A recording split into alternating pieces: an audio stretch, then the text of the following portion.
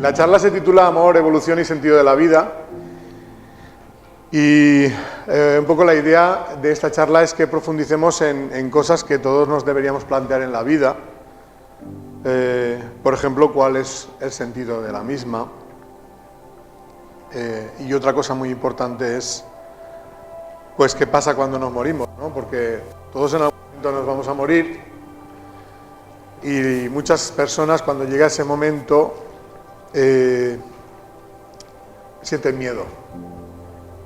Entonces espero que a través de esta charla, si alguien de los que están aquí tiene miedo a la muerte, pues se le quite, ¿no? Y si no se le quite, por lo menos que cuando llegue ese momento se acuerde de lo que hoy va a escuchar, porque seguramente le va a ayudar a hacer ese tránsito hacia ese otro mundo que nos espera a todos de una manera más tranquila, sabiendo que donde va es un buen lugar y que lo que va a pasar es algo bueno. Desde tiempos inmemoriales el ser humano se ha hecho muchas preguntas, intentando responder a los enigmas fundamentales de la vida. ¿Por qué existe el mundo, la vida? El mundo lo ha creado alguien, hay un ser superior, viene de la nada, como muchas veces se nos ha hecho creer que era la versión científica. Yo soy científico y sí que creo en Dios. Lo siento por los que piensan que los científicos deberían ser materialistas, yo no lo soy. Pero creo que eso no es incompatible con la ciencia. O sea, la espiritualidad para mí ha sido la explicación del porqué de las cosas. O sea, para mí un científico tendría que ser una persona que busca la verdad. ¿Cuál es la verdad? Y para saber cuál es la verdad te tienes que meter a explorar en terrenos que muchas veces un aparato no puede utilizar o no puedes medir con un aparato, ¿no? Por ejemplo, las experiencias cercanas a la muerte, ¿no? Pero sigue siendo parte de la vida y se sigue pudiendo investigar sobre ciencia, aunque no tengas un aparato para medir lo que tú ya estás viendo. No te hace falta. Puedes fiarte de lo que ves. Pues vamos a hablar de todo eso, de quiénes somos, por qué existimos, qué hacemos aquí. ¿Tienen nuestras vidas un sentido? ¿Hemos venido a hacer algo en particular? ¿Antes de nacer ya existimos o es ese el principio de la vida? Mucha gente da por hecho que el nacimiento es el principio de la vida. Pero ¿y si no lo fuera? ¿Y si antes de nacer ya existimos? ¿Y si existimos, dónde estamos? ¿Qué hacemos? ¿Qué pasa cuando nos morimos? ¿Se acaba todo ahí? ¿Continúa la vida de alguna manera? ¿Hay algo después de la muerte? En definitiva, ¿de dónde venimos y a dónde vamos? Otra pregunta que nos solemos hacer: ¿por qué hay personas que viven muchos años, que mueren cuando son ancianas, mientras que otras mueren pronto, ¿no? Mueren jóvenes, en la adolescencia, en la infancia. Incluso sabemos que hay niños que nacen muertos. Y cuando eso ocurre nos preguntamos, ¿por qué? ¿Por qué pasa eso? ¿De qué depende? ¿Hay algo que lo determina? ¿Es una cuestión de buena o mala suerte? Siempre tendemos a pensar que la vida es muy injusta cuando vemos esto, ¿no? Cuando muere un niño a una temprana edad pensamos, la vida es muy injusta. ¿Por qué? ¿Por qué tenemos que pasar por eso? Otra pregunta podría ser, ¿por qué hay niños que nacen con una enfermedad de nacimiento que va a hacer que tengan una vida muy, muy dura y que seguramente será una vida llena de sufrimiento y que a lo mejor pues durará menos que la de una persona sana? ¿De qué depende esto? ¿Es también una cuestión de buena o mala suerte? ¿O depende de algo? ¿Hay algo que lo determina? Si el nacimiento fuera el principio de la vida, la verdad es que llegaríamos a la conclusión de que la vida es muy injusta, porque parece que favorece a unas personas y perjudica a otras. Por ejemplo, un niño que nace en un lugar donde hay una guerra, o donde se pasa hambre, o en una familia que no lo quiere, solo por el hecho de nacer ahí, pues va a tener una vida muy dura, y seguramente será corta. Mientras que en otro lugar del mundo nace otro niño en una familia que lo quiere, en un lugar donde hay prosperidad y paz, y solo por el hecho de nacer ahí, su vida va a ser mejor que la del primer niño. Por eso muchas personas, al observar estas diferencias desde el nacimiento, llegan a la conclusión de que la vida es injusta porque parece que favorece a unos y perjudica a otros. En general, si observamos cómo está el mundo, nos daremos cuenta de que hay mucho sufrimiento y que la mayoría de este sufrimiento es causado por la maldad del ser humano. Muchas personas argumentan su ateísmo precisamente en la siguiente reflexión: si existiera un Dios infinitamente poderoso y bondadoso, intervendría de alguna manera para arreglar los males del mundo, y como eso parece no ocurrir, pues llegan a la conclusión de que no existe. Pero aún así, pensando en el tema de la maldad, uno se puede preguntar: ¿por qué pasa esto en el mundo? ¿Por qué el ser humano es como es y hace las cosas que hace? Algunas buenas y muchas de ellas malas. ¿Tiene esto algún propósito? ¿Hacia dónde va la humanidad?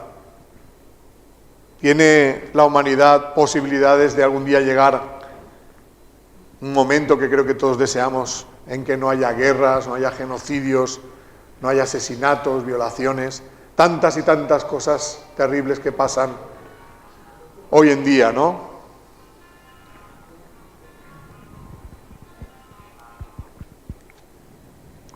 Otra cosa importante en la vida, la felicidad. Yo creo que el anhelo de todo ser humano es llegar a ser feliz. Sin embargo, si miramos cómo está la gente y cómo está el mundo, nos daremos cuenta de que hay muy pocas personas que consiguen ser felices.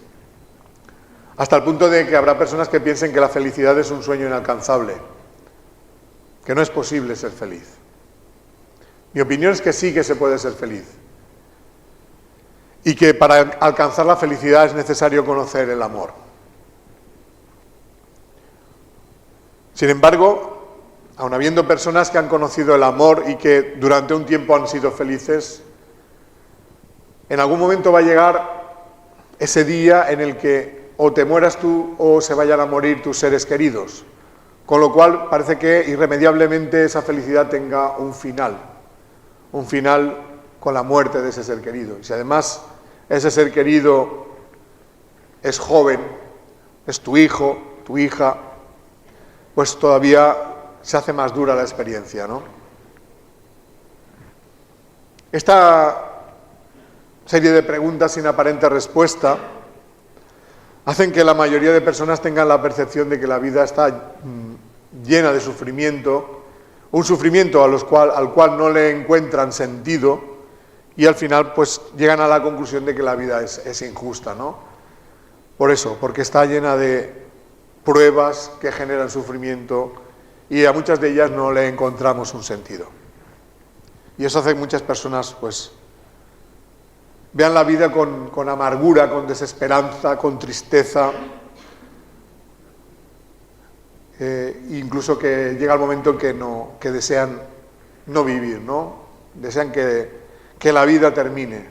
De hecho, en los últimos años está incrementándose el número de suicidios, de personas que se quitan la vida de todas las edades, pero especialmente preocupante es la cantidad de jóvenes que intentan quitarse la vida. Para mí esto tiene mucho que ver con el haber llegado al punto de no encontrarle un sentido a la vida y pensar que la única manera de dejar de sufrir es dejar de existir. Sin embargo, para mí sí que existe una respuesta a todas estas preguntas, y esa respuesta, si uno la llega a interiorizar, le cambia la vida y empieza a entenderlo todo.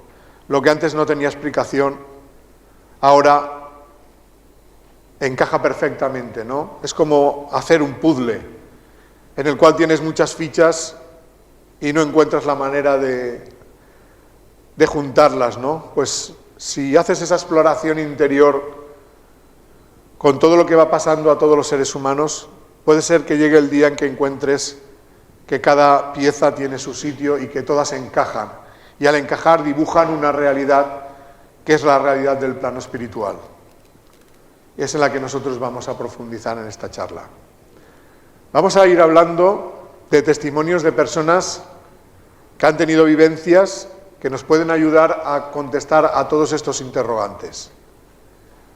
Personas que han estado en la frontera entre este mundo y el otro, por ejemplo, que han estado clínicamente muertas y han sido reanimadas, o las personas moribundas que están en trance de dejar este mundo, pero que todavía siguen aquí y nos cuentan un poco lo que están viviendo.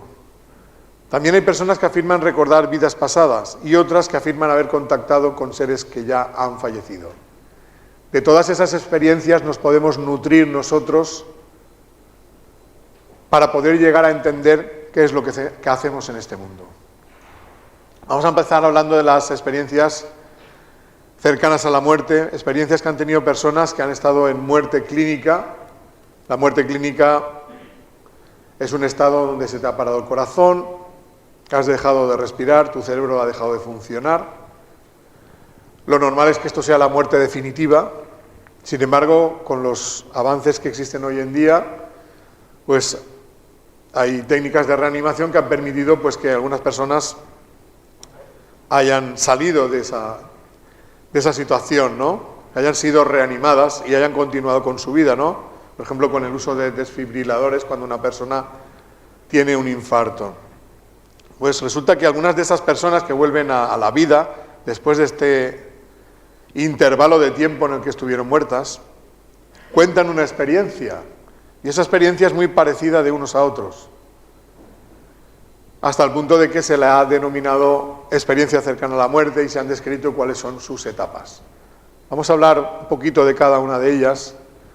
Lo primero que esas personas experimentan cuando sobreviene su muerte es la separación de su cuerpo. Es decir, sienten que se salen del cuerpo como si se quitaran un vestido y al salir del cuerpo siguen manteniendo las constantes de la conciencia, ¿no? Siguen sintiendo, siguen pensando y percibiendo todo lo que ocurre a su alrededor. Lo que pasa es que ahora ya no lo hacen a través de los sentidos físicos, no saben cómo, pero siguen percibiendo la realidad, incluso la perciben con mayor claridad. Fuera del cuerpo suelen experimentar un viaje como si fuera a través de un túnel, se sienten como en estado de ingravidez, como si flotaran, y a través de ese túnel llegan a un lugar que describen como un lugar de mucha luz, de mucha paz, un lugar donde se sienten maravillosamente y del cual no se querrían ir. Y en ese lugar tan maravilloso suelen encontrarse o bien con seres queridos que ya han fallecido o seres que ellos reconocen como sus guías y que en ese momento les dicen que todavía no ha llegado su hora y que lo que tienen que intentar es regresar al cuerpo y continuar con su vida. Y es entonces cuando súbitamente regresan al cuerpo y al regresar al cuerpo pues recuperan las constantes vitales. Todo el mundo que estaba intentando reanimarlos se ponen muy contentos, excepto ellos que se ponen muy tristes.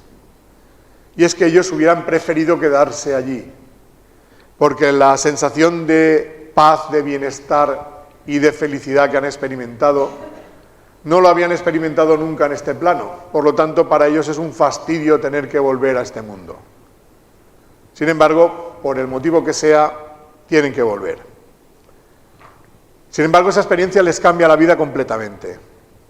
¿En qué les cambia? Primera cosa que pasa, dejan de tenerle miedo a la muerte porque han echado un vistazo y lo que han visto tiene muy buena pinta. Por lo tanto, a partir de entonces ya no temen a la muerte. Segundo cambio que experimentan, un cambio de valores. Generalmente estamos las personas muy preocupadas en la vida por los aspectos materiales.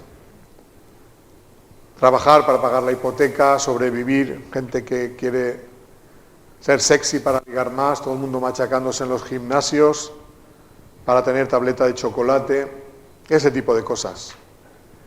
Sin embargo, estas personas que han experimentado esta experiencia, pues se dan cuenta que todo eso no tiene mucha importancia y descubren que lo más importante de la vida es cultivar los sentimientos. Y a partir de entonces empiezan a valorar mucho las relaciones humanas, porque se dan cuenta que esto es lo más importante de la vida. Esas experiencias no penséis que son cosa de ahora, eso ha existido toda la vida. Lo que pasa es que seguramente hace cientos de años, como contaras algo así, pues, y se enterara alguien que no tocaba, pues te iban a quemar en la hoguera por brujo, por hereje, por vete tú a saber por qué. Entonces la gente aprendió a callarse y a no contar este tipo de vivencias. Hasta que poco a poco el tiempo fue pasando, la sociedad fue evolucionando y aunque podían reírse, si contabas algo así y no creerte, ya no te mataban. Eso ya era un gran avance para la humanidad.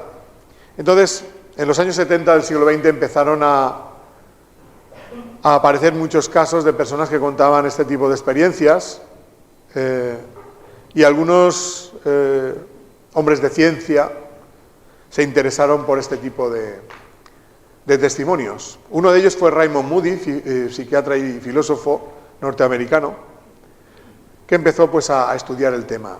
Y a raíz de todo su estudio, pues publica un libro titulado Vida después de la vida. Luego tuvo que hacer un segundo libro con más información, reflexiones sobre la vida después de la vida. Se atreve en el año 1977 a escribir un artículo científico titulado Experiencias cercanas a la muerte, un dilema para la medicina, en una revista de investigación. Eso fue un hito histórico. Claro, lo tuvo que plantear como esto está pasando y no sabemos qué es, pero él empieza a contar todo esto. Mucha gente de la ciencia, pues a raíz de esto, pues lo criticaron mucho, pero muchos otros lo consideraron un pionero en contar algo que nadie se atrevía a contar. Y a raíz de Raymond Moody, pues, o del testimonio de Raymond Moody, pues muchos otros investigadores empiezan a contar todas sus experiencias. Por ejemplo, el doctor Melvin Morse, pediatra en un hospital infantil en Seattle, atendía urgencias de niños, ¿no?, pediátricas, y pues en algunos casos pues aparecían niños que venían clínicamente muertos y conseguían ser reanimados. Entonces, resulta que estos niños también contaban la misma experiencia que los adultos. Entonces, claro, eso le daba todavía más fuerza, ¿no?, a la idea de que podían tratarse de experiencias reales, porque en una persona adulta uno puede pensar que su imaginación vaya muy lejos a la hora de intentar perpetuar su vida, ¿no? Podemos decir, tiene miedo a la muerte y uno se inventa una película en la que parece que la vida continúa. Sin embargo, en casos de niños, muchos niños empezaban a hablar, tenían 2, 3 años, sabían hablar muy poco. Esos niños todavía, la conciencia suya todavía no sabe lo que es el miedo a la muerte. Entonces, y contaban la misma historia, con sus palabras la misma historia. Entonces, para mí eso es un reflejo de que realmente lo que contaban era lo que estaban viviendo realmente, ¿no? Eso él lo cuenta también en un artículo de investigación en el año 94, experiencias cercanas a la muerte y visiones relacionadas con la muerte en niños, implicaciones para la medicina, y en un libro titulado Más cerca de la luz, lo que revelan las experiencias próximas a la muerte de los niños. Después de todos estos trabajos iniciales, los científicos se organizaron de forma colectiva para hacer estudios, digamos, de mayor alcance, ¿no? Por ejemplo, el del doctor Wim van Lommel, en Holanda. Él dirige un estudio donde se consigue recoger la experiencia de más de 300 personas que habían estado en muerte clínica por paro cardíaco y que consiguen ser reanimadas. Entonces, todas esas personas son preguntadas acerca de sus experiencias en todo ese intervalo de tiempo. Y en el año 2001 pues, se publica un artículo de investigación en la revista Lancet, muy prestigiosa en investigación, con los resultados de ese trabajo. Además, el doctor Pim Van Lommel ha publicado un libro que se llama Consciencia más allá de la vida, donde pues, cuenta a nivel divulgativo los resultados de ese trabajo de investigación. Un libro que se ha convertido en un bestseller en Holanda. Por otra parte, otros investigadores, en este caso en el Reino Unido y Estados Unidos, el doctor Peter Fenwick y el doctor Samparnia, idean un estudio internacional llamado el estudio AWARE, con la colaboración de diferentes hospitales de Estados Unidos, del Reino Unido, de Canadá, de Austria, y empiezan pues, a recoger los datos de diferentes hospitales, de diferentes centros, y los analizan de manera conjunta, ¿no? Y eso hace que empiecen a publicar un montón de artículos de investigación en torno a las experiencias cercanas a la muerte. Una de las conclusiones de estos estudios era saber cuánta gente tiene una experiencia cercana a la muerte, o sea, qué porcentaje de gente va a tener una experiencia cercana a la muerte a lo largo de su vida. Entonces, el resultado en general de todos los estudios dice que alrededor del 4 o 5% de toda la población acabará teniendo a lo largo de su vida una experiencia cercana a la muerte. Fijaos que siendo que vamos camino de los 9.000 millones de personas en el mundo, pues un 4 o un 5% son cientos de millones. Entonces, lo digo para que nos demos cuenta que realmente hay mucha gente que ha tenido una experiencia cercana a la muerte. Y esto lo digo porque cuando se habla del tema de la muerte, la primera ocurrencia que casi todo el mundo tiene es decir lo siguiente: no, es que nunca vamos a saber lo que pasa después de la muerte porque nadie ha vuelto para contarlo. ¿Cómo que no? El 4% de la población mundial, cientos de millones de personas, han vuelto para contarlo. Otra cosa es que les escuchemos. Afortunadamente hay gente que les ha escuchado. Y gracias a que les ha escuchado, pues nosotros podemos saber ahora qué perspectiva tenemos después de la muerte, qué se desprende de toda esa información. De verdad que hay muchas investigaciones al respecto. Bueno, aquí os doy 2 libros más de bibliografía: La verdad en la luz, de Peter Fenwick, o ¿Qué pasa cuando nos morimos? Estos están en inglés porque no he encontrado en castellano. No sé si es que no los han traducido o qué pasa. Y aquí tenéis otros más de otros investigadores. Evidencias del más allá, de Jeffrey Long, Al otro lado del túnel, del doctor José Miguel Gaona.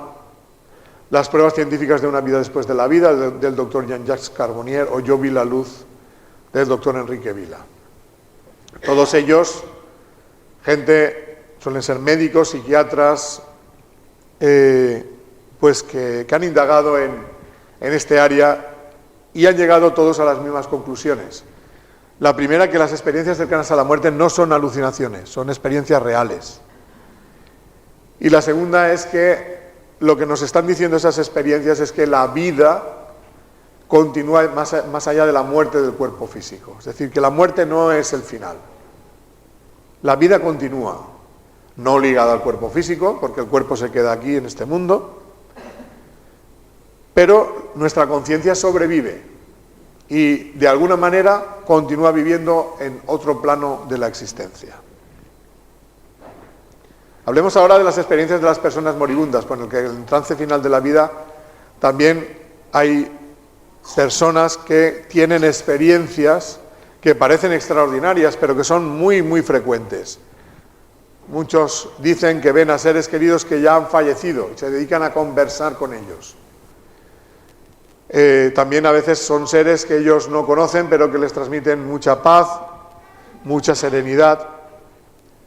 Y parece ser que ese contacto es una manera de prepararles para esa transición que están haciendo, para que no tengan miedo, para que se vayan en paz. Y además los que vienen a contactar con ellos son personas que ya ellos conocen, porque las han conocido en vida. Es una manera en la que se intenta que no tengan miedo a la muerte, ¿no? Porque si vas a ir acompañado de alguien que conoces, siempre te va a dar menos miedo ir a un lugar que tú desconoces. También ha habido muchos investigadores que se han dedicado al estudio de estas experiencias, como la doctora Elizabeth Kubler-Ross, psiquiatra, que ha escrito artículos y también libros como La muerte, un amanecer, que recomiendo especialmente a personas que hayan tenido la pérdida reciente de un ser querido, o El arte de morir, de Peter Fenwick, que ha escrito junto a su mujer Elizabeth. Si lo recordáis, también era un estudioso de las experiencias cercanas a la muerte. Y se ha dado cuenta que hay una conexión entre las experiencias de los moribundos y las experiencias cercanas a la muerte.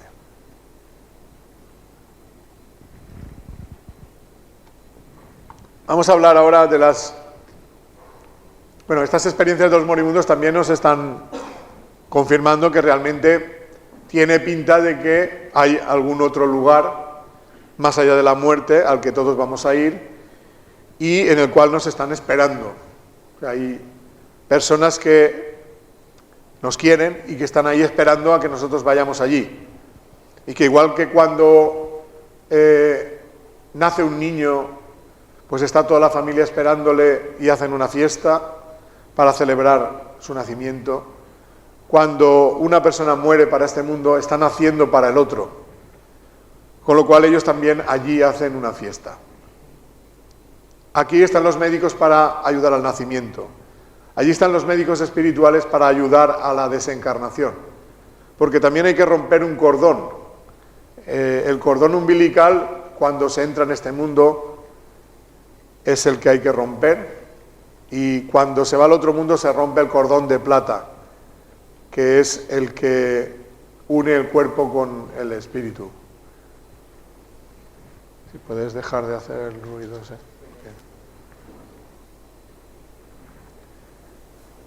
Bueno, vamos a hablar de las experiencias de personas que afirman recordar vidas pasadas. Algunos de estos recuerdos son espontáneos, sobre todo en niños de corta edad, mientras que otros se pueden obtener a través de hipnosis regresiva.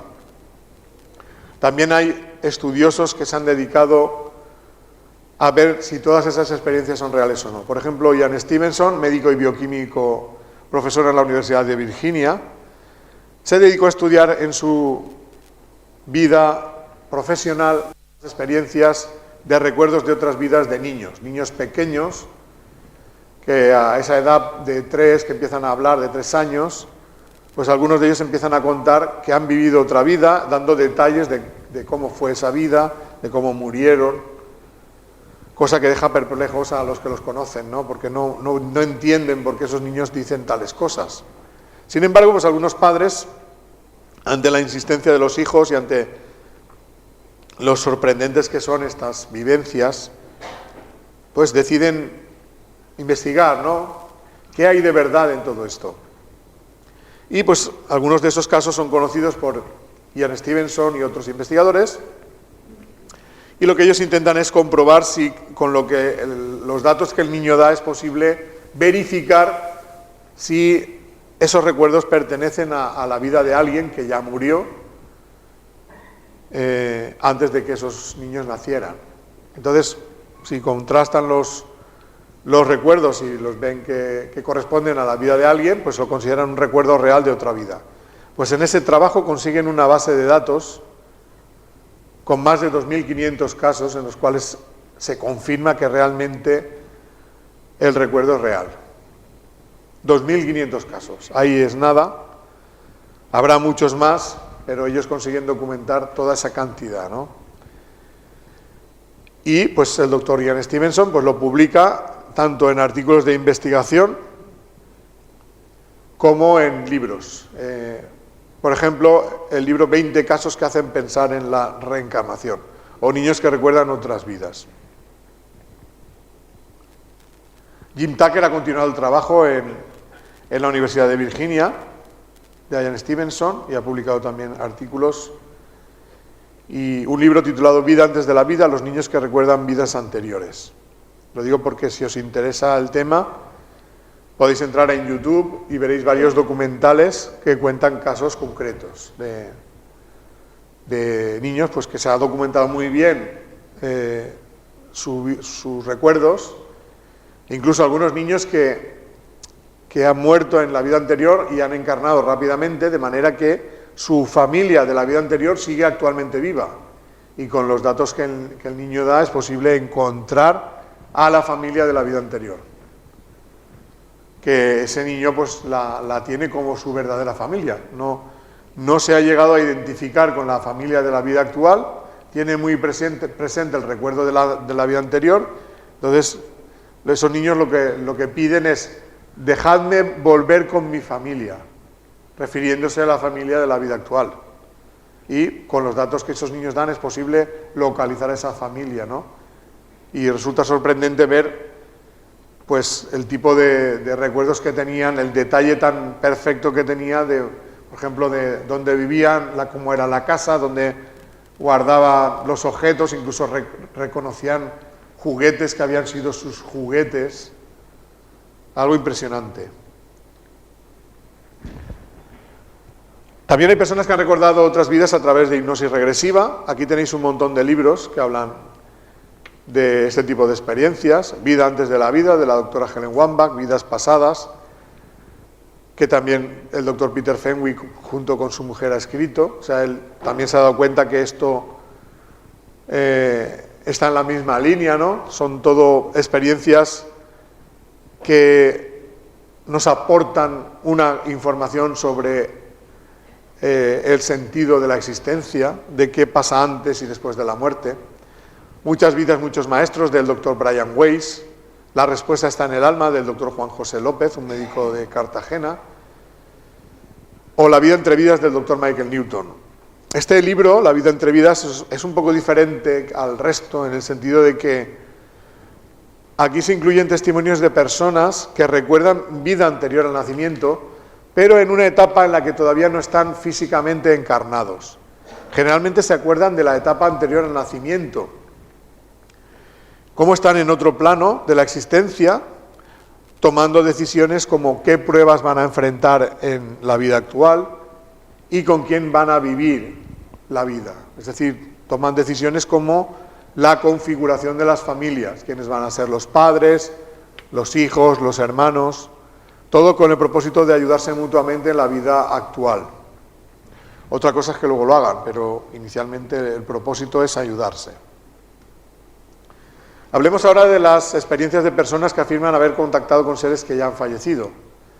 El contacto más habitual sucede con seres queridos fallecidos recientemente, que bien a través de sueños o bien a través de experiencias de duerme-vela, o sea, en ese estado en el que no estamos ni despiertos ni durmiendo, parece que es un estado de bastante sensibilidad. Entonces, en ese momento, los que se han ido aprovechan para hacerse ver y contactar con nosotros, decirnos: yo estoy vivo o estoy viva, estoy bien, no sufras por mí, supera el dolor y continúa con tu vida e intenta ser lo más feliz que puedas. Pronto o en algún momento nos vamos a reencontrar, que será cuando nosotros vayamos para allá. Es decir, es un mensaje de consuelo y de aseveración de que ellos están bien y están vivos. Esto lo ha tenido también mucha gente, lo que pasa es que muchas personas tienen dudas de si es una experiencia real o es una creación de su mente. Pero muchas personas acaban diciendo: pero es que parecía tan real. Pues si parece tan real, es que es real. Hay personas que tienen este tipo de contactos de una manera más frecuente, es como si tuvieran un sexto sentido que les permite contactar con el otro plano con mayor facilidad, con lo cual los que están en el otro plano, pues al saber que ellos tienen esa capacidad, pues también muchas veces acuden a ellos para expresarse, ¿no? Muchas veces lo que quieren es comunicar algo a sus seres queridos, algo que no han podido comunicar directamente. Muchas veces porque sus seres queridos estaban tan sumidos en la tristeza y el dolor que no estaban receptivos para escuchar lo que ellos tenían que decirles. Entonces, pues estas personas buscan a otras y se comunican con ellas para que les digan a sus familiares: oye, dile a mi madre, a mi padre, a mi mujer, a mi marido, pues que estoy bien, que no pasa nada, que no hay que sufrir, ¿no? Pues este tipo de experiencias también han sido estudiadas por los científicos. Por ejemplo, en la Universidad de Arizona, en Estados Unidos, la doctora Julie Beischel y el doctor Gary Schwartz idearon un experimento para averiguar si realmente es posible contacto con personas fallecidas a través de los mediums, estas personas sensibles que tienen estas capacidades. Lo que ellos hicieron fue buscar a estudiantes de su universidad que hubieran tenido la pérdida reciente de un ser querido y les pidieron que aportaran información personal, pues, de estas personas fallecidas. Y luego buscaron a una serie de mediums que eran de confianza para ellos y les pidieron a ver si era posible que esos familiares de los estudiantes que ya estaban en el otro plano contactaran y hablaran de sus propias vidas, sin tener ellos, estos mediums, ningún conocimiento de esa información que habían recogido de los estudiantes. De hecho, no tenían que tener contacto con ninguno de los estudiantes. Y luego lo que hacen es contrastar la información obtenida de los estudiantes con la obtenida de los mediums respecto a esas personas fallecidas. Cuando hacen esa comprobación, cotejan esos datos, se dan cuenta que el grado de coincidencia entre las informaciones es enorme y ellos no encuentran otra explicación que no sea que realmente el contacto con los fallecidos es real, se ha producido y es posible. Esto ellos lo han contado en diferentes artículos de investigación. Ahí tenéis unos cuantos. Y en un libro a nivel divulgativo titulado Los experimentos de después de la vida, donde ellos presentan evidencias científicas de que realmente existe la vida después de la muerte. Y dicho todo esto, que era como un preámbulo, vamos a hablar un poco de qué es lo que dicen, ¿no? Ahora hemos dicho de dónde viene la información, hemos dado unas pequeñas pinceladas sobre algunas cosas importantes, pero ahora vamos a desmenuzar un poquito las cosas más importantes que se desprenden de esos testimonios, lo que yo llamo informaciones del otro lado. Primera cosa importante. La primera cosa que se dice es que todos nosotros somos inmortales. Claro, esto muchos dirán, ¿cómo que somos inmortales? Pues estamos diciendo que la gente se muere y estamos viéndolo diariamente. Claro, el cuerpo sí que muere. Lo que no muere es la esencia de lo que nosotros somos, el espíritu. Todos nosotros somos almas, espíritus, que venimos al mundo para aprender. Y cuando acaba la vida física, regresamos al mundo espiritual. Por tanto, nunca desaparece nuestra conciencia. Por tanto, la muerte física, desde este punto de vista, solo es una etapa de transición donde nos despojamos de un vestido gastado que es el cuerpo para regresar a la vida en el plano espiritual, que es nuestro verdadero hogar, donde una de las cosas que ocurrirá es que nos vamos a reencontrar con los seres queridos que se fueron al otro lado antes que nosotros. Fijaros el llegar a interiorizar esto, cómo puede cambiar la vida de una persona. De pensar que tu ser querido ha desaparecido definitivamente del mundo y que ya nunca jamás podrás volver a estar con él, a saber que sigue bien, que está mejor que nosotros y que está esperándonos en el otro plano para poder seguir y continuar la relación de amor que tenemos con él. Fijaros qué gran cambio de paradigma, ¿no? La diferencia que puede haber es cuán profundamente lleguemos a darnos cuenta de esta verdad. Si llegamos a interiorizarla, nuestra vida cambiará de principio a fin. Si la tomamos como una idea más, pues seguramente no nos impactará. Seguiremos pensando, bueno, tal vez sea así. Hasta que no me muera no lo podré comprobar. Y ciertamente así será. Cuando uno muera ya no tendrá dudas de que es así. Sin embargo, se habrá perdido muchos años de su vida malgastándolos con el dolor de pensar que ha pasado algo que en realidad no es así, que es que nuestros seres hayan desaparecido, nuestros seres queridos. Por lo tanto, es muy importante que empecemos ya, antes de llegar allí, a saber cuál es la realidad, porque nos ayudará a vivir la vida de una manera más provechosa. Sufriremos menos y seremos mucho más felices.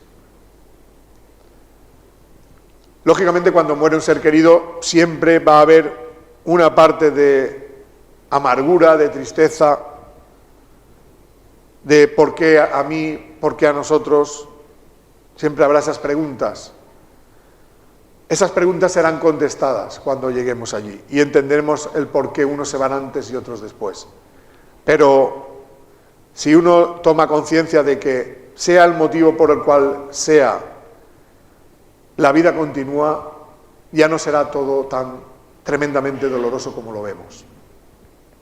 Otra cosa muy importante, nuestra vida sí tiene un propósito, hay un plan para cada uno de nosotros y el plan es bueno, no es para fastidiarnos la vida, no es para hundirnos en la miseria, es para que crezcamos en el amor. Aunque sea a través de caminos a veces muy tortuosos. La idea es que nuestro amor a través de las pruebas de la vida se vaya desarrollando, experimentando en el plano físico con libertad, con las pruebas que cada uno ha elegido antes de nacer, porque todas las pruebas que enfrentamos en la vida las hemos elegido nosotros, aunque no nos acordemos de cuándo tomamos esa decisión. Todo es según nuestra elección, aunque luego a veces nos asustamos ante la dureza de las pruebas elegidas son las que nosotros estamos preparados para superar, porque no tendría sentido enfrentar a alguien a una prueba que no puede superar. Esas pruebas que enfrentamos son consecuencia de nuestras necesidades evolutivas, pero también de lo que hemos hecho en otras vidas anteriores. Yo suelo decir que nuestra vida no es una película, sino que es un capítulo de una serie muy larga, un culebrón diría yo, porque tiene muchísimos capítulos. Si empezamos a ver una serie en el capítulo 150, seguramente tendremos dificultad en entender el argumento de lo que está pasando. Estaremos deseosos de ver los capítulos anteriores y así intentar enlazar el argumento de lo que está pasando ahora con el argumento de lo que ha pasado antes. Ese mismo deseo es el que experimenta el ser humano cuando está en esta vida. Está en un capítulo de una serie, pero no tiene acceso a lo que ha pasado en otras vidas. Y eso le desespera, le hace sentir que nada tiene sentido. Cree que es una fatalidad del destino. Sin embargo, si pudiera recordar el pasado, se daría cuenta que todo lo que pasa ahora está perfectamente enlazado con lo que ha pasado en otras vidas. Y que lo que pasa en esta vida tendrá consecuencias en las vidas posteriores. De ahí que Jesús dijera, se cosecha lo que se siembra, frase que todavía a día de hoy nadie ha entendido, porque se omitió lo más importante para entenderlo, que es la multiplicidad de vidas. Porque muchas veces la siembra es en una vida y la cosecha es en una vida posterior. No sucede en la misma vida.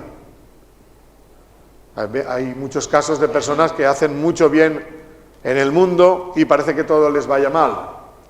Y entonces decimos, qué injusta es la vida con esta persona. Siembra bueno y todo lo que recibe son malas cosechas. Y a veces vemos el caso contrario, personas que hacen mucho daño y que se van de rositas porque nunca nadie, han sido tan poderosos que nunca nadie les ha podido echar mano y juzgarles por los delitos que cometieron. Y entonces también decimos, qué injusta es la vida. Esta persona ha sembrado mal y no ha cosechado el mal que ha sembrado. Y es que, como he dicho antes, el tiempo entre la siembra y la cosecha no es inmediato.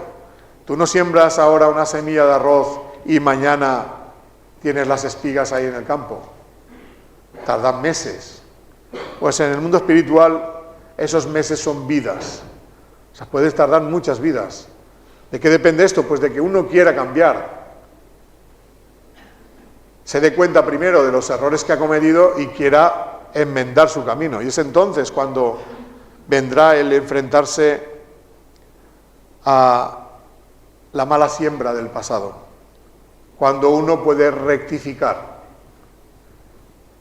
Para poder saber la manera en la que se puede evolucionar, es necesario, que es en realidad el sentido de nuestra vida, evolucionar en el amor, es necesario conocer cuáles son las reglas del juego, lo que yo llamo las leyes espirituales.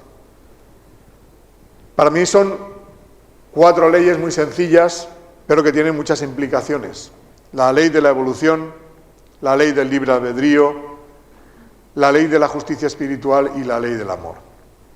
Voy a explicarlas brevemente, cada una de ellas, para que se pueda entender un poquito de qué va esto de la vida.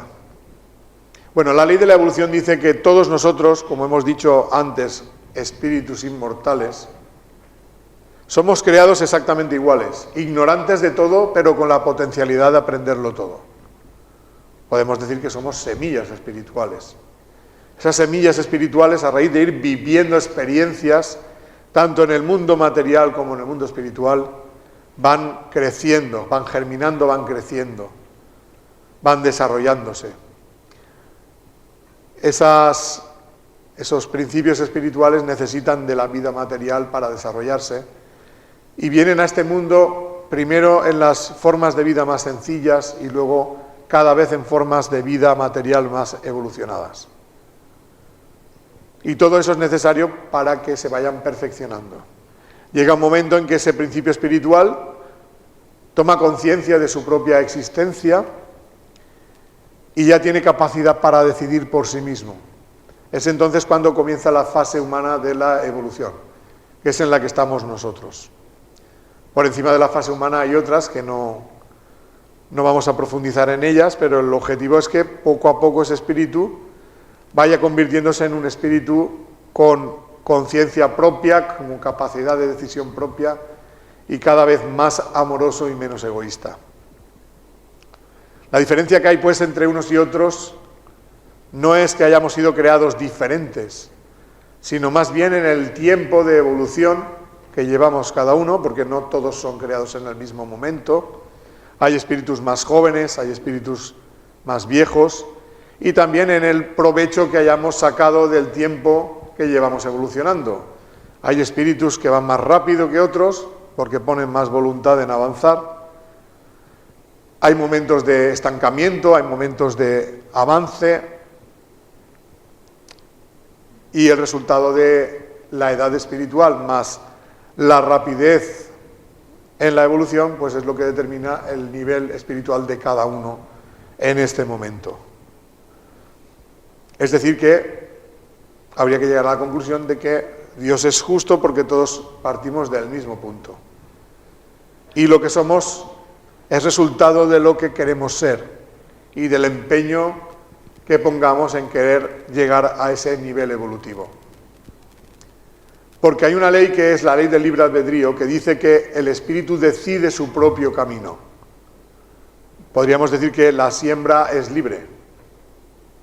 Y esa es la razón por la cual Dios no baja al mundo para interferir directamente en los asuntos de la humanidad, porque respeta nuestro libre albedrío. Deja que seamos nosotros los que nos demos cuenta de nuestros errores y deja que seamos nosotros los que, una vez nos hayamos dado cuenta, rectifiquemos. Porque ¿de qué serviría que lo hiciera Él si nosotros no cambiamos? Imaginaos que ahora viene Dios al mundo y dice: voy a meter mano porque aquí estos van a autodestruirse. Le dejo un poquito más, se hacen con la tierra y la destruyen. Dice: mira, voy a eliminar todas las armas nucleares y voy a coger todos los bienes materiales, las riquezas materiales, y repartirlas por igual entre todos los habitantes del mundo. Y así ya no habrá injusticias, ya no habrá ricos y pobres, y todo el mundo tendrá lo que necesita para vivir. Y después de hecho esto, se va. Y cuando pasan 50 años, se acuerda de la tierra y dice, voy a echar un vistazo a ver cómo van, que no me he quedado tranquilo. Y cuando vuelve se da cuenta que las cosas están peor que la primera vez que intervino. Porque el más astuto y egoísta ya se ha ingeniado la manera de quitarle a los demás lo que tenían para hacer su montón más grande. Aunque no le hiciera falta. Porque ni en 1000 años consumiría todas las riquezas que ha llegado a acumular. Quiere decir esto que no es Dios el que nos obliga a evolucionar.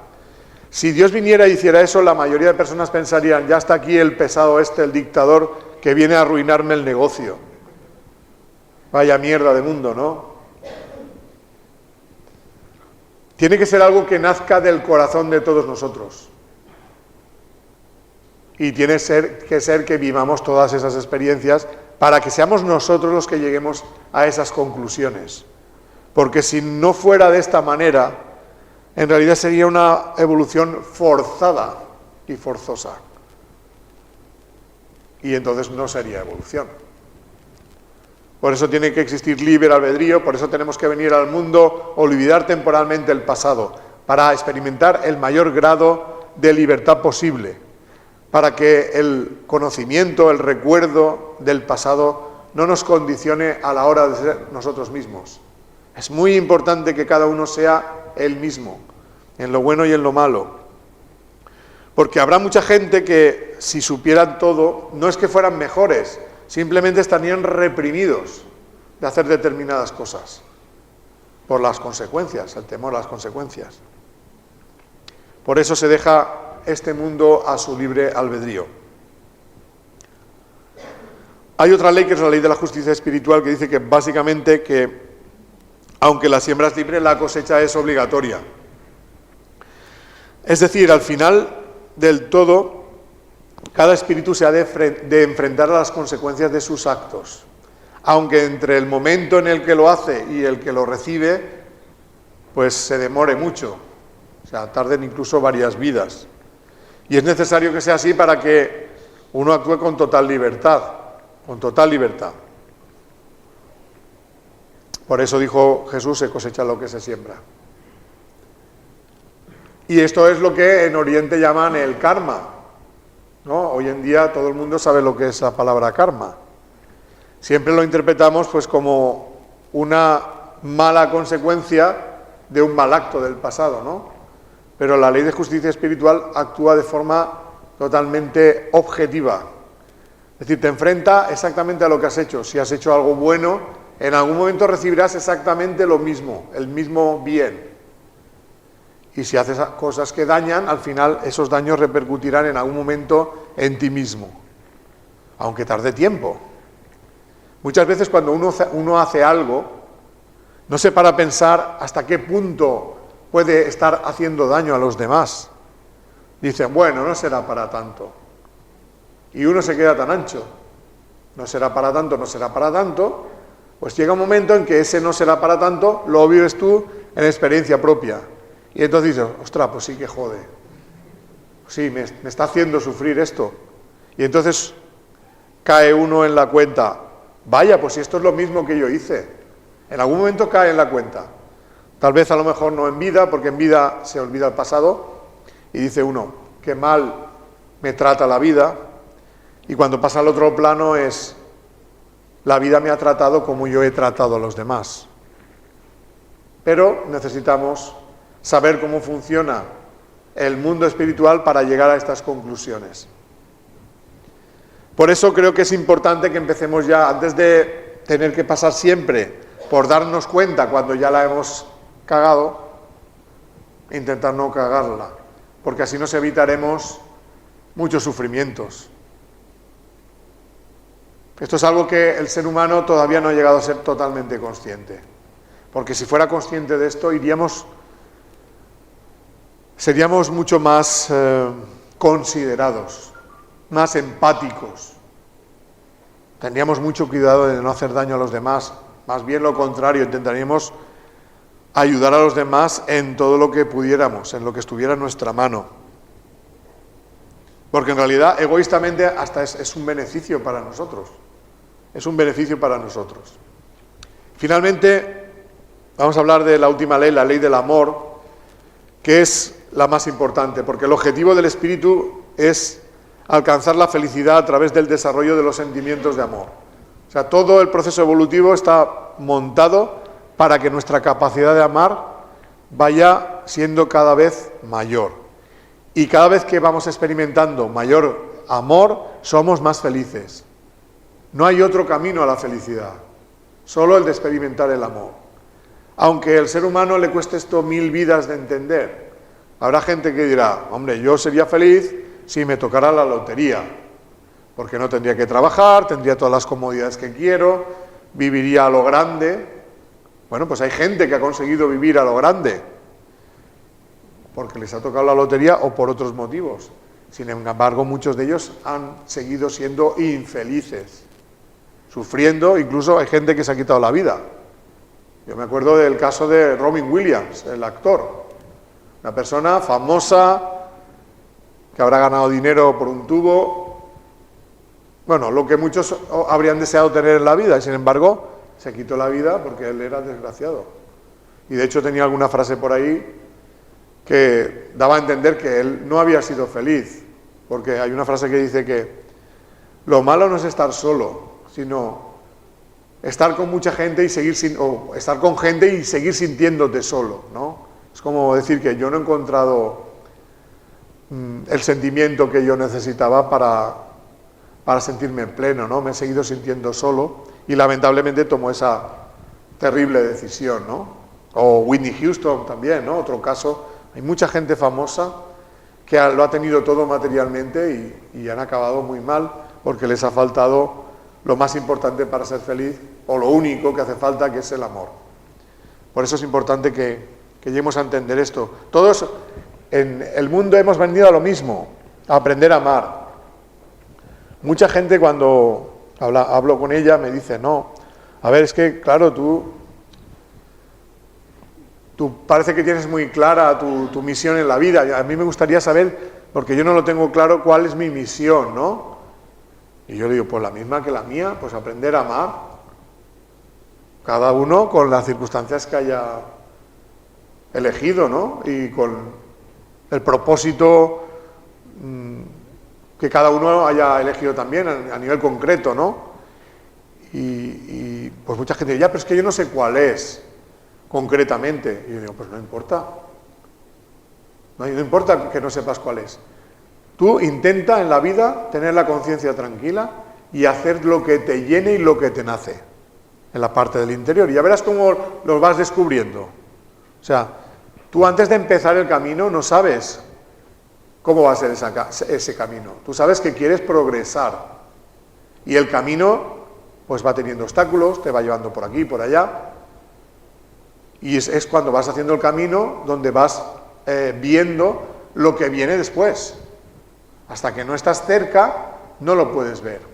Por eso yo a todo el mundo recomiendo que te estás equivocando.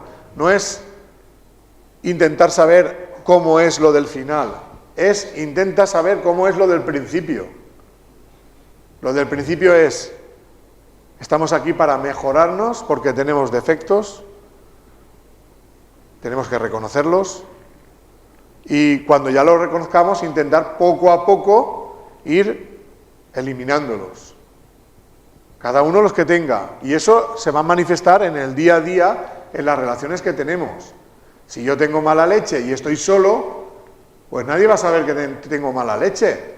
Pero cuando me relaciono con los demás, si la tengo, pues eso se manifestará. Y entonces yo lo veré en mí mismo. Tengo un problema de mal genio, de agresividad. Pues voy a intentar mejorarlo. A la próxima, primero me voy a disculpar con esta persona porque sin merecerlo la he atacado. Y luego voy a intentar no volver a actuar de esta manera. Algunas veces me saldrá mejor, otras veces peor, pero voy a intentar que no me domine ese mal genio. Y así poco a poco, día a día, Pues esa persona de mal genio se irá volviendo más pacífica, porque ha puesto su empeño y su conciencia en mejorar ese aspecto negativo de su personalidad. Si uno no lo quiere reconocer, puede pasar toda una vida en el mismo punto. Pues cada uno tiene que mirar lo suyo, porque las pruebas de la vida te lo van a poner enfrente. ¿Cuál es tu punto? Punto débil en tu forma de ser. Y así la idea es que poco a poco esa parte egoísta vaya menos y la parte amorosa vaya más. O sea que la idea es que vayamos creciendo en amor, experimentando en el plano físico con libertad. Como digo, cada uno con las pruebas que ha elegido, aunque no se acuerde de cuáles son, no os preocupéis que ya irán apareciendo. Algunas más duras, otras menos, pero siempre teniendo en cuenta que el objetivo de esa prueba no es arruinarte la vida, no es vengarse de ti ni nada de eso, es ayudarte a que te des cuenta de algo importante, que a veces es algo que tú has hecho en otras vidas. O sea, la palabra evolucionar significa aprender a amar. Dentro del aprender a amar, es tan importante amarse a uno mismo como amar a los demás. No pensemos que uno tiene que renunciar a sí mismo para amar a los demás. No, tiene que ir de la mano, tiene que ir de la mano. Esto es muy importante, porque hay muchas personas que han pensado que para que los seres queridos estuvieran bien, ellos tenían que renunciar a cosas de su vida importantes. Luego pondré un ejemplo y me entenderéis mejor. Y otra cosa importante, eliminar el egoísmo. Cada uno en la forma en la que se manifieste. Esto es la clave de todo, de verdad. Es la clave de todo. Si al final de la vida hemos mejorado un poquito nuestra capacidad de amar y eliminado un poquito nuestro egoísmo, ya nos podemos dar con un canto en los dientes.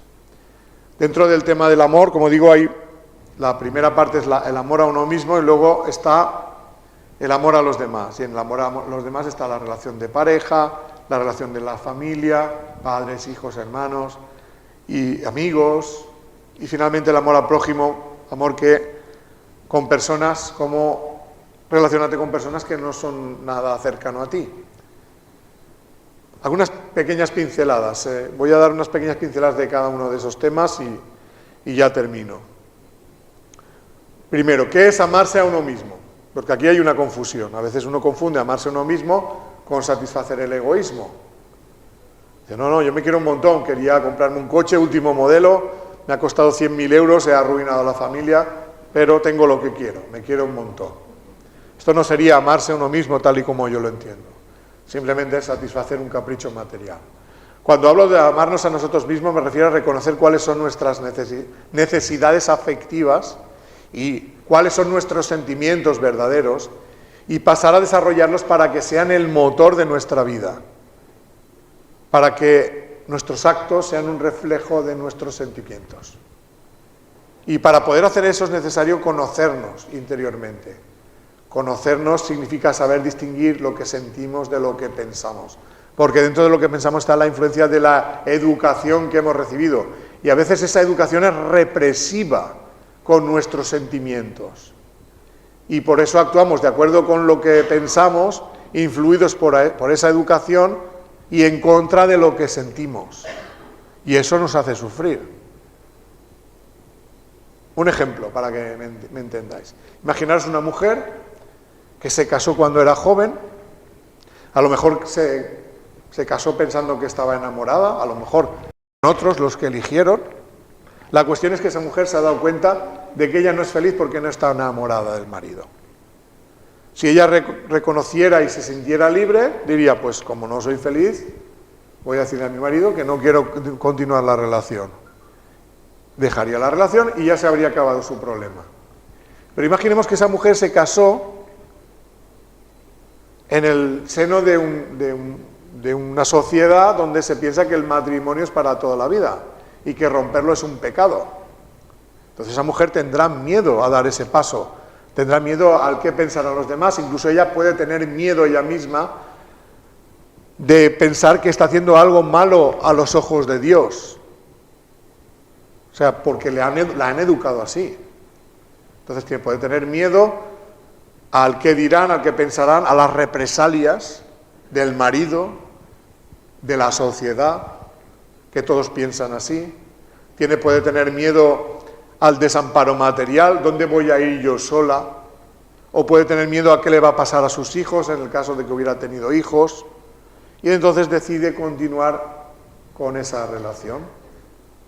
Pues ese es un ejemplo de mujer que no se ama a sí misma, porque vive reprimida, obligada por una sociedad o por una educación que le ha sido impuesta, pero que realmente no refleja lo que ella siente. Pues a consecuencia de eso vive una vida de amargura, de tristeza interior, y no saborea nada de su vida. No saborea nada de la vida, pues vive como un robot. Hago esto porque me han dicho que lo tengo que hacer, tengo hijos porque me han dicho que los tengo que tener, es normal, es verdad que los querrá, pero será a lo mejor la única cosa que le dé un poco de ilusión en la vida, ¿no? Porque estar con una persona a la que no amas, pues es un suplicio, ¿no? Pues por eso digo que hoy en día todavía estamos, en muchos lugares del mundo todavía está esto así. Y aquí, aunque haya más libertad, todavía quedan flecos de todo eso. Reflejo de eso, pues todos los casos de violencia de género que hay, ¿no? Es un reflejo de que en realidad todavía, a día de hoy, no se respeta la libertad de sentimiento. O sea, una persona no está obligada a estar con otra toda la vida si no lo desea. Dios no es quien le obliga. Son las tradiciones, las leyes que los seres humanos han montado. Entonces, cuando uno se da cuenta ya que Dios lo que quiere es que seamos felices y que tenemos la libertad de sentimiento, pues todo esto que nos han enseñado lo echamos a un lado e intentamos ser valientes y vivir la vida que queremos vivir, aunque eso no guste a los demás. Eso por un lado, hablando del amor a uno mismo. Ahora hablemos del amor a los demás. Para mí el amor verdadero a los demás, en su grado máximo, ha de ser incondicional. Es decir, la persona que ama verdaderamente no espera nada a cambio de lo que hace, y el que actúa por interés no está amando verdaderamente. Y ha de ser libre, es decir, tú no puedes forzar los sentimientos. Tú no puedes obligar a nadie a que te quiera, ni te puedes obligar a querer a alguien a la fuerza. Eso ha de nacer del interior, y más en una relación de pareja. O sea, tu pareja la debes elegir tú por lo que tu corazón siente. No la puede elegir nadie más, ni la puedes elegir con la cabeza, pensando en esto es lo que me conviene o esto es lo que esperan de mí. Todo eso hay que apartarlo. O sea, cuando tú sientes amor de pareja por alguien, no necesitarás analizarlo. Eso surgirá y no podrás ni controlarlo. La lástima es que muchas personas sí que han podido llegar a sentir esto y lo han apartado por el miedo al que dirán, porque no fuera la primera relación y haber tenido ya una relación formalizada con otra persona, por diferentes motivos. Lo dejan pasar y eso es triste. Bueno, ¿por qué decía todo esto? Porque aunque muchas personas tienen un buen concepto del amor que sienten, ese amor está impregnado de egoísmo a veces. Por ejemplo, cuando uno piensa en el amor a los hijos, dice, no, yo a mis hijos los quiero más que a mi vida, daría mi vida por ellos, pero con todo lo que estoy haciendo por ellos y mira cómo me lo pagan. En ese mira cómo me lo pagan, estamos reconociendo que no es tan incondicional. Sí que esperamos algo a cambio. ¿Qué esperamos? Que nuestros hijos hagan lo que nosotros queremos. Por tanto, también estamos vulnerando su libertad. Aunque nosotros pensemos que sabemos qué es lo mejor para nuestros hijos, deberíamos dejar que nuestros hijos elijan su vida. Nosotros podemos dar consejos, pero no debemos interferir en el libre albedrío de nuestros seres queridos, y más en cuestiones como las relaciones de pareja, ¿no? Esa costumbre de querer elegirle la pareja a los hijos, que todavía existe en muchos lugares del mundo. A lo mejor uno piensa que lo está haciendo por un bien, pero nos olvidamos de los sentimientos de nuestros hijos. ¿Por qué no les preguntamos a ellos con quién quieres estar? Seguramente esto nos ahorraría un montón de problemas de infelicidad en el mundo. Ese hecho. En Occidente podemos decir, no, aquí eso no está tan así. Sigue habiendo muchos motivos que impiden que las personas respeten la libertad de sentimiento. Y a lo mejor no para entrar en las relaciones, que aquí hay más libertad para eso, luego para dejarlas, cuando los ex no aceptan, ¿no? Que no quieras continuar, toman represalias, ¿no? La persona está despechada, está dolida y dice, por el mal que tú me has hecho ahora te lo voy a hacer yo pagar el doble. Y hacen daño a sus exparejas. Mi pregunta es, ¿cómo puede ser que tú digas que quieres a una persona y al mismo tiempo seas el gran causante de su sufrimiento? Hay algo que no cuadra. ¿Qué es lo que no cuadra? Que en realidad tú no amas a esa persona. Porque si amaras a esa persona, querrías que fuera feliz. Y si esa persona te está diciendo que necesita separarse, divorciarse para ser feliz, aunque no te guste, lo respetarás. Esas son pequeñas pinceladas. Esta forma de querer equivocada, egoísta, es lo que llamamos normalmente amor posesivo, mal llamado amor, y que en el libro llamamos el apego, que es esa forma de querer donde la persona cree que la persona amada es de su propiedad y tiene derecho a decidir por ellas. Eso pasa mucho en las relaciones de pareja, sobre todo si hay un vínculo de matrimonio firmado. Uno cree que ha comprado a la otra persona, y eso no es así. Las personas no se compran ni se venden. Las personas, si quieren estar juntas, están, y si no quieren, no están. Y nada les obliga a continuar. Y menos Dios. Y menos Dios. La persona que se cree esto, cree que la persona amada es de su propiedad y tiende a vulnerar la libertad de la persona amada. Incluso la llega a retener a su lado en contra de su voluntad. Y pues pasa todo lo que estamos viendo en la televisión, ¿no? El machismo es una forma de apego. Por educación o porque también lo lleva al interior, muchos hombres piensan que su mujer, con la que se han casado, les pertenece y eso le da derecho a decidir por ellas. Y eso no es así. Nadie pertenece a nadie. Personas que se aman no necesitan poner cadenas. Y si no quieren estar juntas, nada les impide dejar la relación, o no debería impedírselo. Nadie tiene que pagar ningún precio por dejar una relación en la que no quiere estar. Eso eran las pequeñas pinceladas sobre el tema de las parejas, que en mis libros pues ese tema se habla ampliamente. Ya para ir acabando, pues, algunos pequeños consejos en general para las relaciones personales con cualquiera, ¿no?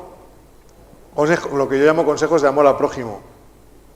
Intentemos primero respetar la libertad de sentimiento. O sea, no intentemos meternos en la vida personal de otras personas para decirle, este te conviene, este no te conviene, no me gusta para ti. Olvidémonos de eso. Aunque a lo mejor estemos en lo cierto y pensemos, esa persona es tóxica, eso lo puedes pensar, pero la decisión de estar con ella o no te corresponde a ti, es la persona con la que convive la que tiene que decidir. Respetemos, por tanto, la libertad de sentimiento, la libertad de creencias e ideas, la intimidad y la dignidad de cada ser. En general, intentemos resolver los conflictos de forma pacífica, sin utilizar la violencia, ni física ni psicológica, porque a veces la violencia psicológica puede ser más dura, más hiriente que la física. Intentemos defender nuestros derechos sin invadir los de los demás. Está bien defender nuestros derechos, es algo bueno, pero intentemos no invadir los de los demás. Intentemos ser empáticos y respetuosos. Defendamos nuestras ideas sin tratar de herir ni ofender.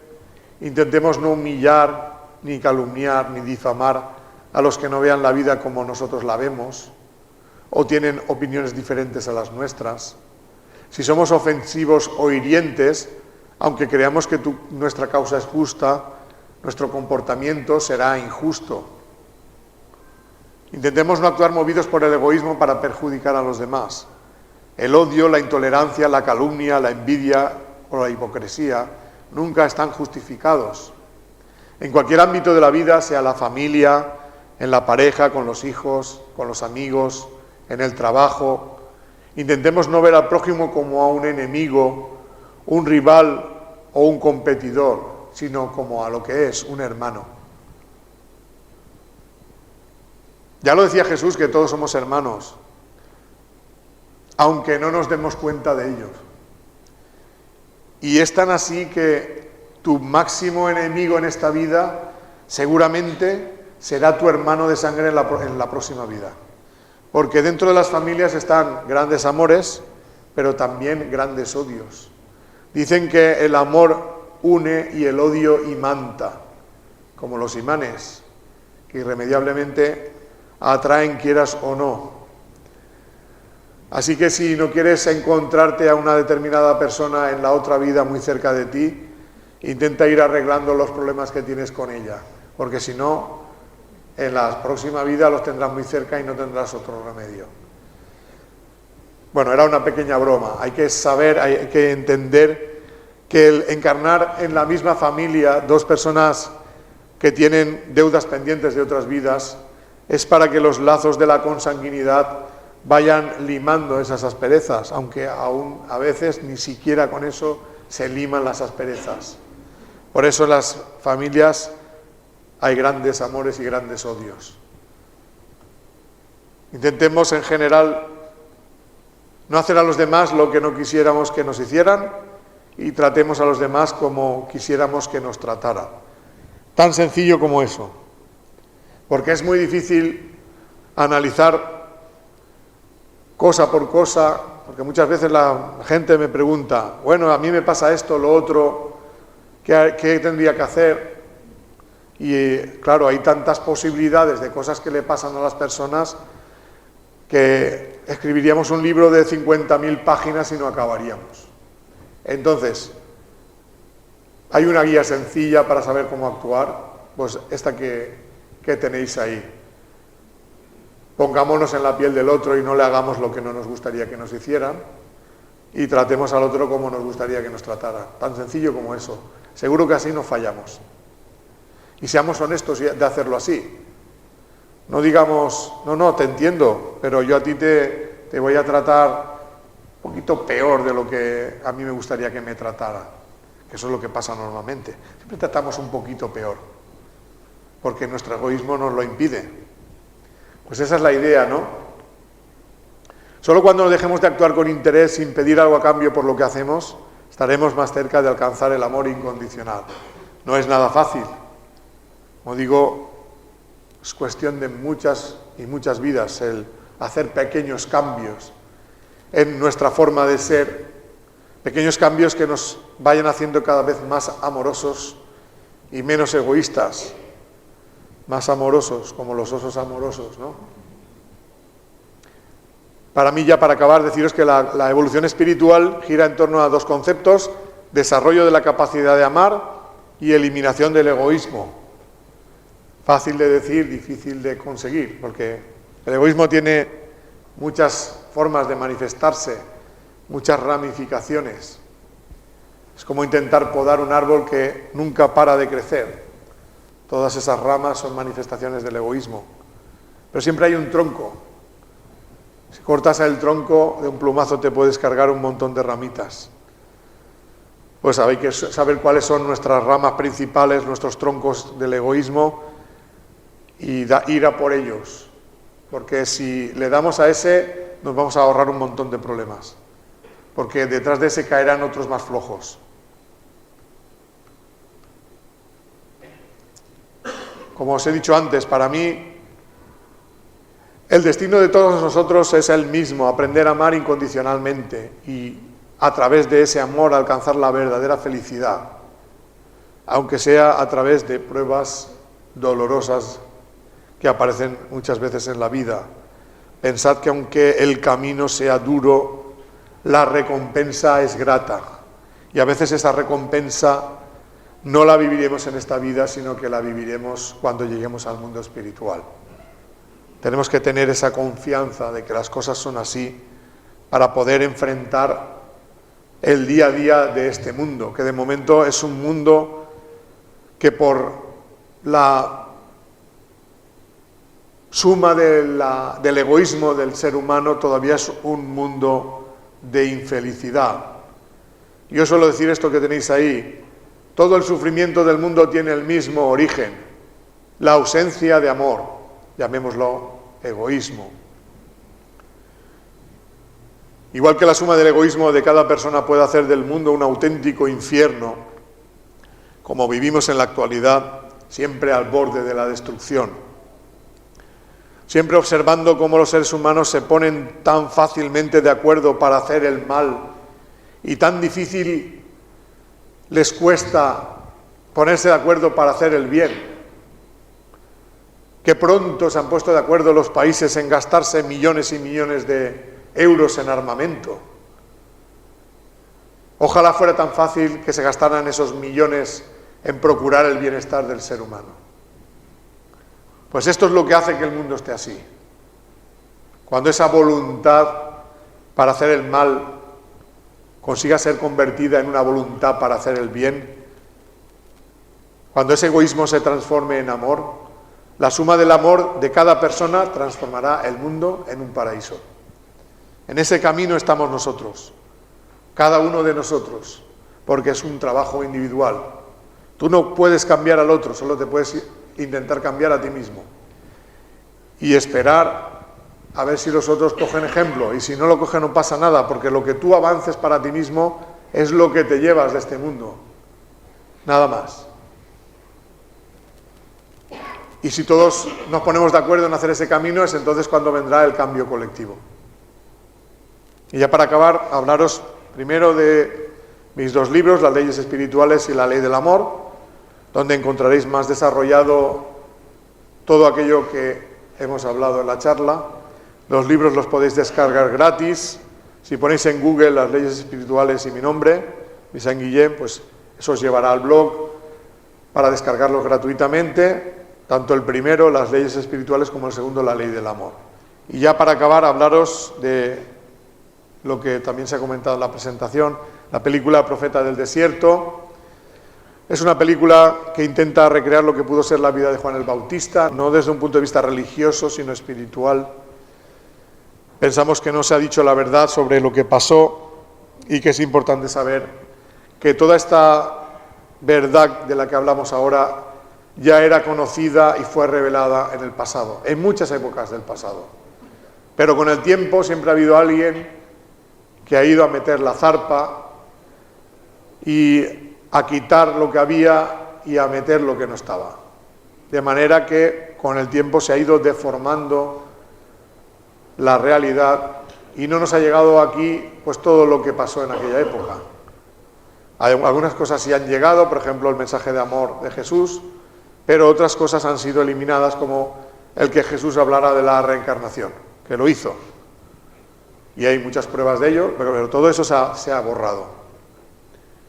Entonces la idea de la película es hablar un poco de todo ello. La película, si la queréis ver, si no la habéis visto, podéis verla en YouTube gratis, ponéis el título El Profeta del Desierto y la podréis ver. De momento tiene, pues lo que habéis comentado, 1.800.000 visualizaciones en español, 1,5 millones en portugués, porque la película se ha doblado a portugués y va como la espuma, sobre todo en Brasil, y pues ya ha llegado en un año a 1,5 millones de espectadores. Esta película la estamos ahora continuando. Cuando hice la diapositiva iba por 700.000 en portugués, ahora ya más del doble.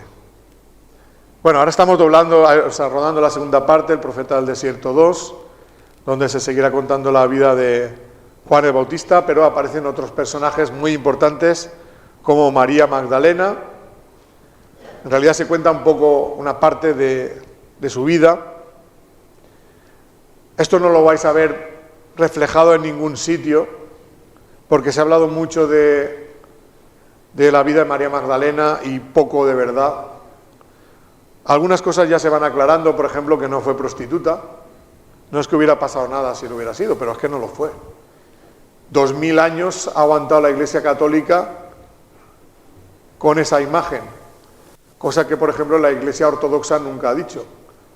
Fue en el catolicismo a partir de, no sé si fue del 600 o 700 después de Cristo, que a algún jerarca de la Iglesia se le ocurrió esta idea y que se ha ido perpetuando hasta el día de hoy, de manera que si hoy preguntas en general a cualquier persona que ha sido criada en el catolicismo quién era María Magdalena, pues todo el mundo dirá una prostituta arrepentida que fue seguidora de Jesús.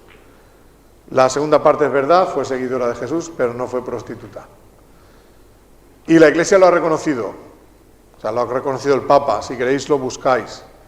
De hecho, en la película que ha hecho este hombre, Joaquín Phoenix, lo dice, que se reconoce que no fue prostituta. Pero hay muchas cosas que no se sabe de ella. Y se han dicho otras muchas cosas que tampoco son ciertas, que se dice ahora y están de moda, y pensamos que era importante aclararlo. El papel de María Magdalena en la misión de Jesús. Quizá podríamos decir que María Magdalena fue la principal discípula de Jesús y que gracias a ella el mensaje de Jesús se extendió. Podríamos decir que Juan el Bautista fue el precursor, o sea, el que iba por delante para preparar el camino, Jesús el que hizo la misión y María la que lo continuó. Lamentablemente, por el machismo del mundo, todo eso ha sido borrado. Entonces vamos a intentar, a través de la película, aportar nuestro granito de arena para que se sepa la verdad. Lógicamente, cada uno podrá pensar lo que quiera y tener su opinión. Esta es la nuestra. Y ya, pues por mi parte, daros las gracias por vuestra atención. Y si queréis preguntar o comentar alguna cosa, pues ahora es el momento. Muchas gracias.